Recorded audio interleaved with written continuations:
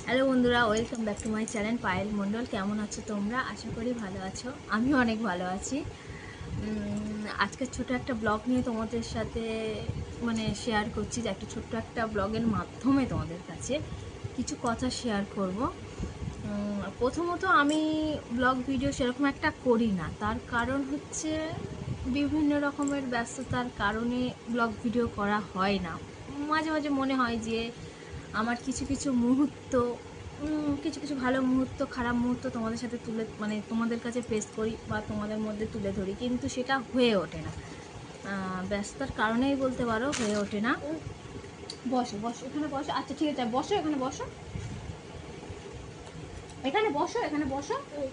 আচ্ছা এখানে বসবে। আচ্ছা বসো বসো।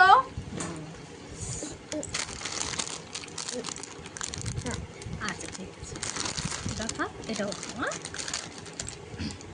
ধরো ধরো।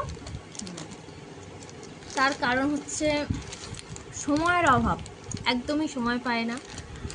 যদি বলো যে তুমি কি কাজ করো, না আমি হাউস ওয়াইফ, আমি কাজ করি না, আমি বাড়ি থাকি। কিন্তু তবুও একটা গ্রামের বউ যেহেতু আমি, আমাদের গ্রাম্য এলাকায় বাড়ি, আমাদের অনেক কাজ থাকে। সেটা তোমাদের আর একটা ভিডিওতে দেখাবো যে আমি ঠিক কতটা ব্যস্ত থাকি।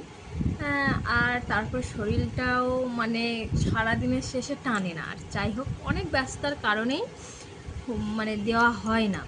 ভাবি দেব, কিন্তু দেওয়া হয় না। তা যাই হোক, আজকের মনে হলো যে তোমাদের সাথে হয়তো কিছু শেয়ার করা দরকার, তোমাদেরও জানা দরকার। যেমন তোমরা প্রায় কিছু মানুষই জানো যে আমার যেহেতু সেরকম একটা আমার সেরকম একটা ভালো সফলতা নেই ইউটিউব চ্যানেলে।